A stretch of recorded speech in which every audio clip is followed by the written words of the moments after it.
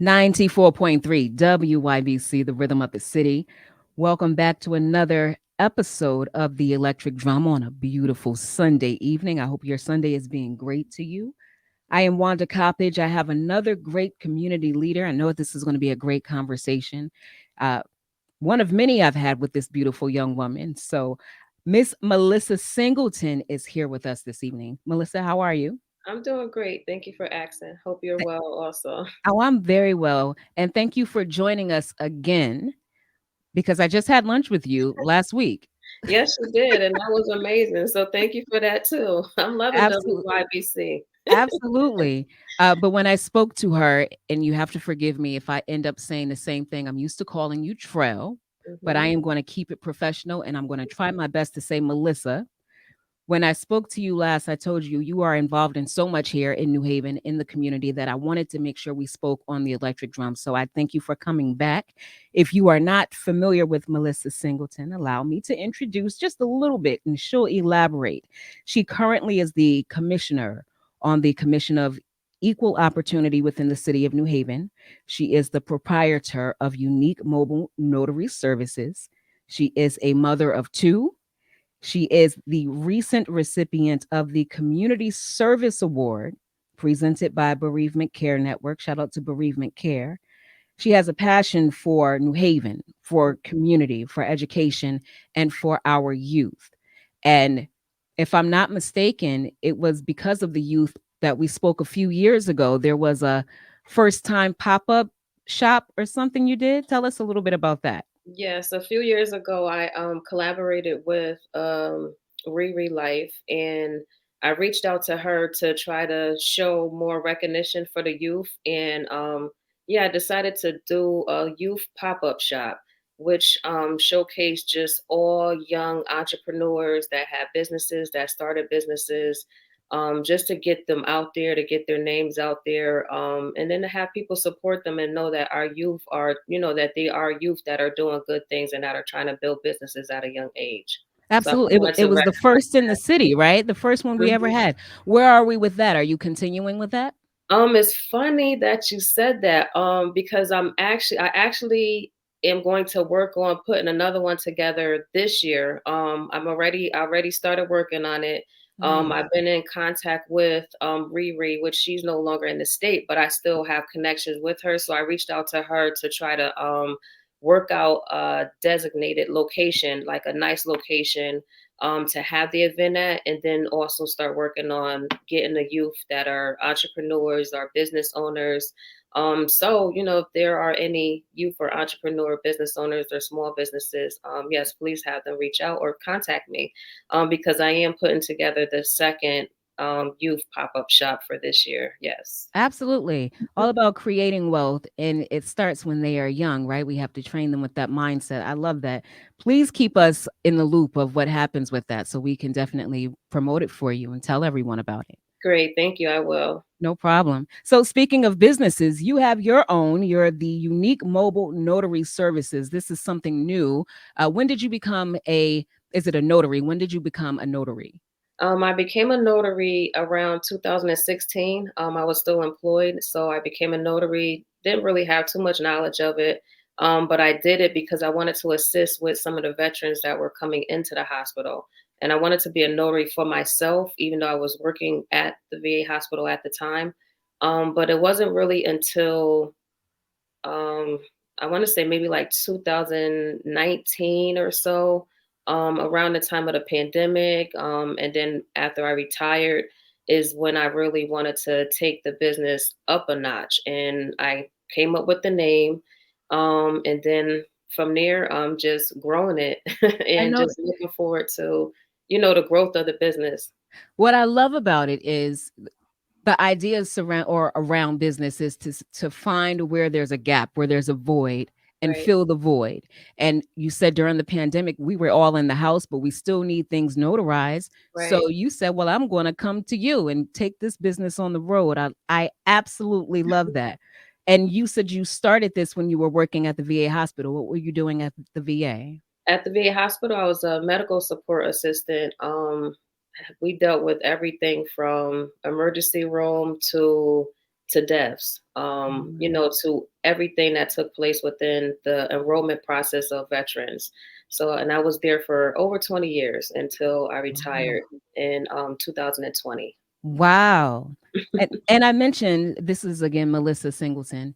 You are a mother of two. So obviously you have a passion for youth. You have two teenagers yourself, Hmm. and they are in the New Haven school system.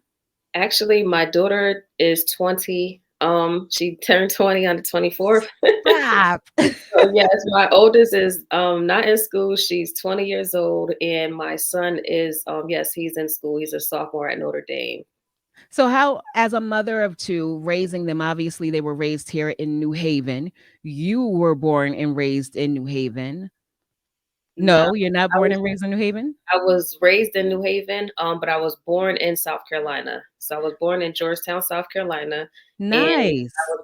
I was here since I was a baby. So I am definitely Southern roots, but city bred. So, but New Haven since you were a baby. Hmm. Girl, you stop it. You are New Haven, I true and am. through. So, before we get to raising your children here in New Haven, what was it like for you growing up here in New Haven? Um, hmm. It was different. It was different. During the time of my growing up, the era was more um I want to say felt more lovable in a sense, even though violence and stuff went on, we just didn't feel it and we just didn't see it as much. The community really stuck together. The community really looked out for each other. Parents looked out for the other children respectfully. And it was reciprocated from the youth. So growing up in New Haven I loved it. And then growing up in New Hartville, growing up in New Hartville was different, for me, just being around nothing but Black excellence and not Yeah. knowing that that was Black excellence at that time. But Mm, now seeing it, now being older and then looking back on that, now it made me realize that, how important that era was back then. nice. And as a mom raising two children here, even though I didn't even realize she was in her 20s, but with your two children here, what do you want to put into instilling your children with them being New Haven born and raised? Pride in community. Um, it's tough. Um, I just try to instill in them love for one, and just knowledge and wisdom, and being mindful, and just making the right decisions and making the right decisions and doing what you have to do that's important for you, and making sure that you look out for yourself. Nice. I'm sure they see your grind every single day. I'm sure they see your love for community. Have they adapted to that? Are they involved in any community endeavors as well? My son is very, yeah, my son is, he's big on a lot of stuff. So community stuff, yes, he's a part of, which he's actually a member of Ice the Beef. So shout out Ice the Beef. He was one of the youngest members in Ice the Beef, but now he's a little older. But he took pride into that, and then wanting to do things that were helping someone else, benefiting someone else, and just something that was really positive. So he definitely does do things in a more positive way. I always find it important with raising our children, to surround them with people that they can see that are doing great things in the community. And you are already the role model for that. And you're the role model for education, because in your latter years, not that we are old, Trail, we are not old, but it was in your latter years that you decided to go back to college and get your college degree. Correct. Tell us about that experience. That was different. That was very, very different. Being a grown up in a classroom full of vibrant young teens, fresh out of high school. It was different, but it was fun. It was enlightening. It was good to hear what their side of view was to things, and it was good to actually share, um, share what I knew and what I experienced from growing up. During the classes, it was amazing. It was a great experience. And then also being there, I was actually selected out of all, hundreds of children that went there, hundreds of students, for one of my teachers to actually do a dissertation um, in regards to reparations. So I was actually able to Uh-huh. do almost like what's the word I'm looking for? Like a debate in a sense. It was like a debate for their 95th anniversary event at the college. And I was able Nice. to take part in for reparations. So that was I was grateful for that opportunity. Um, yeah, and then I was able to finish college in my older years. I graduated with honors. I graduated on the dean's list. And then Congratulations. during that time, me and my children all graduated that same year. My son graduated the eighth grade, and my daughter graduated high school, and then I graduated college that same year. So that was I love that. a big milestone for me, and I was extremely proud of myself and my family, and just that time, because that was that was a challenging time during those last couple years. So yeah, it was challenging, but I did it because I felt like it needed to be done. Not that I really wanted the degree, but I felt like it was something that I needed to finish. Nice. That is actually what I was gonna ask you. One, if you are comfortable, how old were you when you enrolled at in which school was it? You said Albertus, right? Yes, I went back to Albertus. I enrolled. I want to say I was 41. I Nice. am now 44 years old. I don't look it. I'm grateful for that. But yep, I enrolled back into college around 40, 41, and finished within a couple years. I actually finished a semester early. That is awesome, Melissa.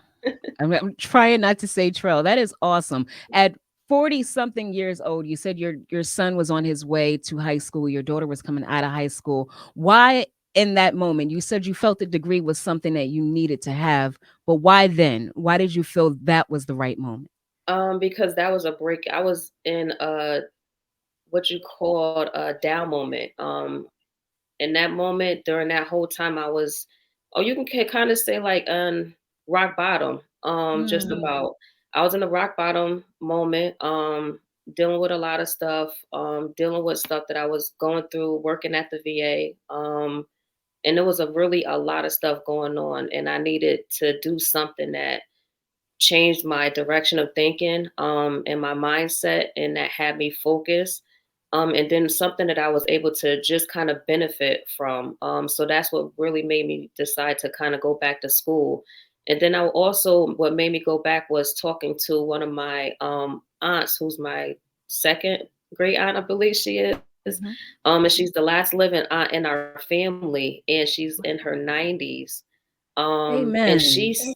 stated that she had went back to school in her 30s, and graduated. So having those conversations with her also made me want to just go back and finish, and just to also show my kids that it didn't matter what the age was, or what circumstances or situations, or anything that happened. You can do it. I mean, I had really hit rock bottom during that time. I lost stuff.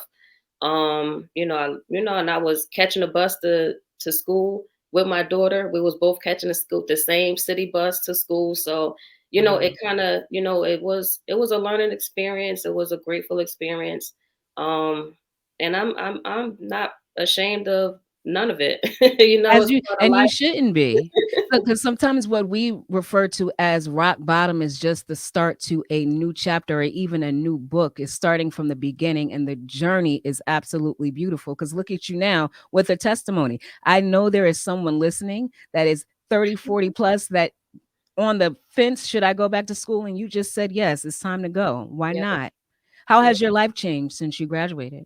It's changed. It's gotten a whole lot better.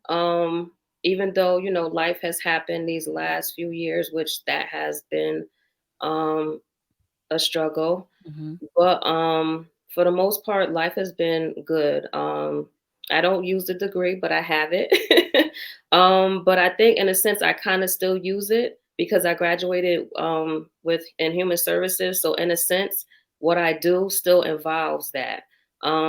So it's grown. I think it has grown. My life has definitely, it has changed, and then it's still growing. And I just look forward to the manifestation of everything that I have written for my life. Absolutely. And speaking of human services, which you do use, because you're very active. You have a heart to serve. Right. And you have a heart to serve without recognition, even though you have been recognized. That is not your purpose for doing what you do. It's because you love your community and you love your city, which Right. is why you're out there. Tell us about, I know one specifically, but before I get there, tell us about some of the community endeavors that you've participated in. Um, I've actually spearheaded the signage change for Mr. Joe Great, who was in the New Harville section during my years of growing up. Mhm. And because he was such a important person to me in my life, I felt like that was needed. So I was able to get that done. I also assisted. Before you go to the next one, Joe Great's Barbecue, the food truck, the I wanted to elaborate on that part. That's no small feat. You can't just pass by that. Yes, you know what, you're right. You know what, you're right. You're absolutely right, because his life is iconic. Mhm. And that's how I felt. And that's what made me do it. He was really the first black man that owned a gas station in Connecticut. And to my knowledge, I believe he was like one of the top 10 during that time in the world, that owned a gas station right in the middle of New Harville, um, in our hood. That's what Wow. we call our hood, and it was amazing. And he was, he looked out for the community. He looked out for a lot of things that I participated in when I was a youth. And he gave back to the community. And, that also kind of helped me in doing a lot of community stuff too, by seeing other people do stuff. Exactly. We lead whether we recognize it or not. There are young people that are looking at us, and we are leading those that are coming behind us. So we have to do right by it, which you are. So I interrupted you. Continue with your community endeavors. That's okay. Thank you. I also assisted with the signage change for Bishop McLean. So I assisted with that as well. That's another signage change that I help with. And then I do a lot of things within the community that deals with gentrification, housing services needs, anything that would affect our people, anything that would affect our communities, anything that I feel like it's depriving us. Mhm. I'm gonna be there. I'm gonna be involved. I'm gonna voice my opinion, and I'm gonna make sure that I bring that information back to the community. I love it. You are the liaison to get us the information just in case we miss the meetings. Your passion behind gentrification of the specifically, is it the New Hallville area? Yes. Tell us a little bit more about that. How you became Um, involved, what piqued your interest, and where you are now with that. Wow. Well, I got involved in that by just going to the city meetings prior to the pandemic. The city was having a ton of meetings, and they were talking about changes that they were looking to do within the New Harville section. So that's what sparked my interest on just going as a citizen. I just wanted to go to hear what they had to say and to see what they were talking about. Once I started realizing that everything that they were doing wasn't beneficial to us, as a community, as blacks, Mhm. as taxpayer citizens, it made me speak out more. So I started to continue to go to the meetings. Every time they show up, I showed up, and I know they were like, "Who in the world is this girl? Who is she? She's always coming in here talking junk." But it was needed, and it was necessary, because I also realized that the city was not used to that. And Yeah. I realized that the city was, that the information didn't reach us. So during that time, I was able to collaborate with other people that were going to the same meetings, voicing the same feelings, and had the same love for the community. And we ended up forming an organization that's called People's Collaborative of Dixwell. So I ended up becoming a member in that particular organization, where we continue to go to the meetings. We started doing a lot of meetings with the community, and then the pandemic happened. Mm, So it took a turn. Things started changing, so we couldn't really keep up with a lot of things that were going on. Life was really tough at that time because a lot of people were passing away. So we were trying to collect ourselves. So it yeah. was definitely a lot and was challenging.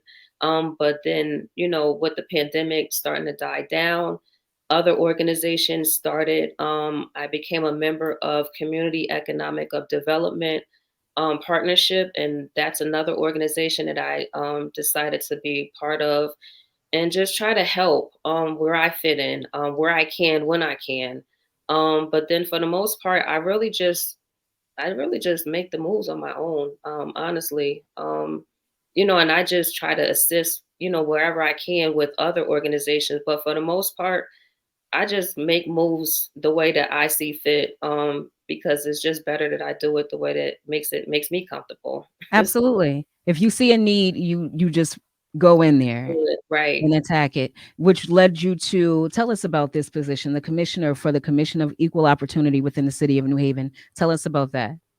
That position is very new. I was appointed this year, a few months back, and I applied because of everything that's going on in the city. And I wanted to get an insight of how things work behind closed doors. Mhm. And I learned that by working at the VA hospital.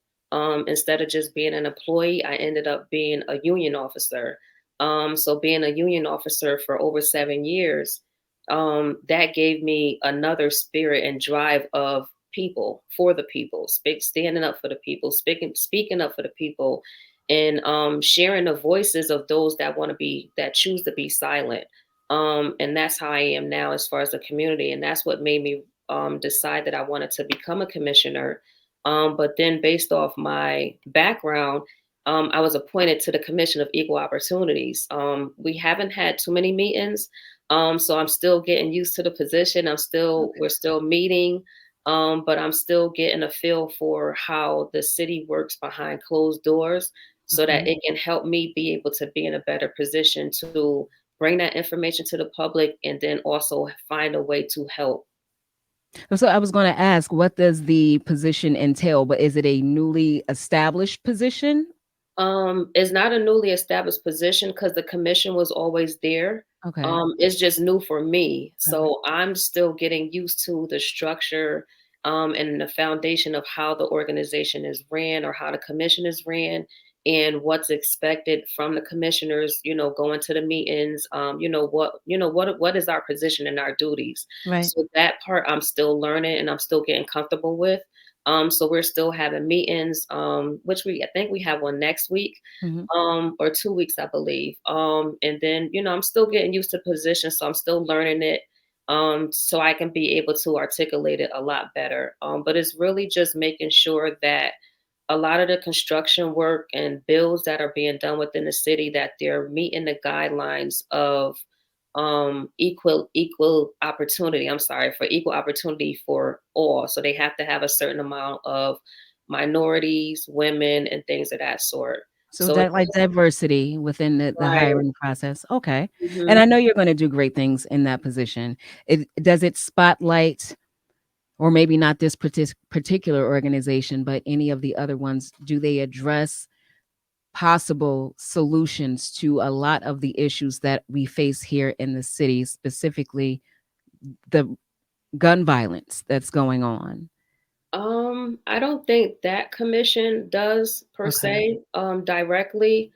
Um, no, I don't. I want to say I don't believe that position really has a direct impact or effect on the gun violence. I think that's a whole nother beast. Well, what's your take on it? Because again, you are a resident here. You live here, you're raising your children here, and the gun violence, in my opinion, it's out of control. Of Yeah. course, it's not new. As you said, we were raised there was violence, but I feel like now every other day, if not every day, there is a report of a shooting and a death. What's your take on gun violence here? Um, I think my honest take is that there's a lot of unhealed. individuals in the city.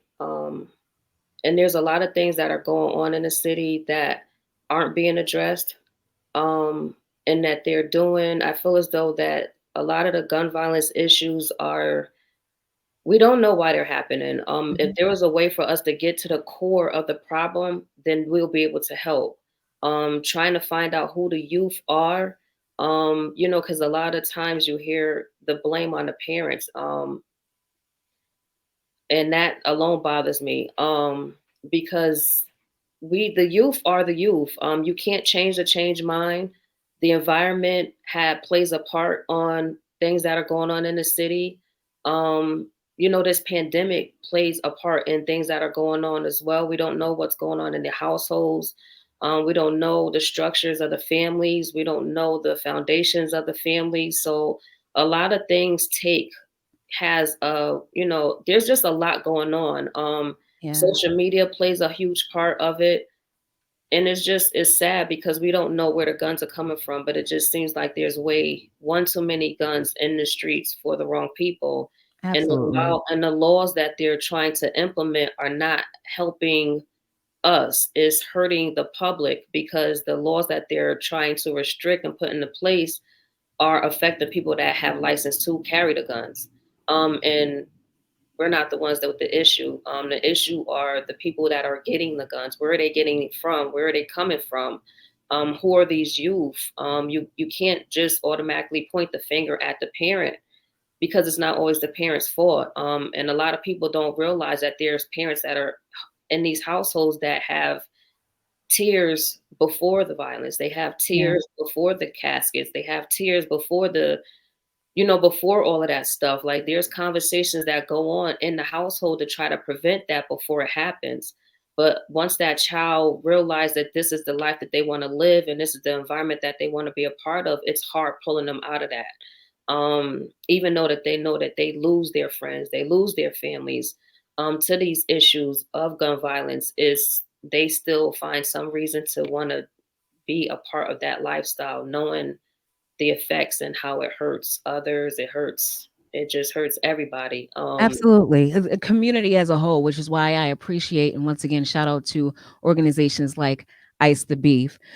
I would like to, this is my hope, and I'm going to start working on this. I would like to have an electric drum episode where we have the conversation. I know New Haven has just hired someone to spearhead the gun violence department or the violence in this city. I know Governor Lamont has just, or he proposed Hmm. some legislatives, so a bill to for open carry laws, just to prevent or try to slow down at least all of this gun violence. I would like to have a conversation with the person. Forgive me for not knowing his name. He was just recently hired. I want to reach out to the city to have him, also some parents and some community leaders Right, on this platform so we can discuss possible solutions together. It's a community. It's going to take a community effort to fix the problem, right, aid in the problem at least. That's just my take. So, Trell, if I reach out to you again, it'll be to join that conversation because I know you have a lot to say and you're just as passionate about the gun violence as well as other issues in this community as well. right. Yes, I am. Thank you. I would love to actually join in on that. I actually went to the when the mayor had the event. He had spoke at the city hall. I actually attended that just to hear. I didn't speak up. I was going to. I said no. I'm gonna just sit back and I'm gonna listen. To hear what they had to say. And they did hire a new person. Mhm. They have organizations or programs in place. But my question is, with the programs, those youth have to be attached to something, some other type of program in order to be attached to those programs. However, those programs reaching the people that are in the streets, and that's the disconnection. So they can put all that money into those programs, but my perspective, and they can correct me, if I'm wrong. I'm not really sure, and I haven't really done too in-depth research on it. But I believe that some of the youth that go through those programs, they have to come through a system. Mhm. The people that are in the streets, they're not in a system. They're in the streets. So how do you get them? Those programs don't touch those individuals. So that's a disconnection. So you're putting money into a program that's not really benefiting the ones that are really in the streets. And I think that that's a disconnection. Well, that's a question that we have to ask. We have to get the right people in front of us to ask those questions so we can Right. find out a solution. If you're just tuning in, this is Melissa Singleton. We already went over all of her titles. Just know that she is New Haven, she is community, she is about education, she is about the youth, and making this a better place to live. Even though this is already a great place to live, we're not knocking New Haven. We just want to make it a lot better. Right. And she's also the proprietor, the owner of Unique Mobile Notary Services. How do we get in contact with you for that?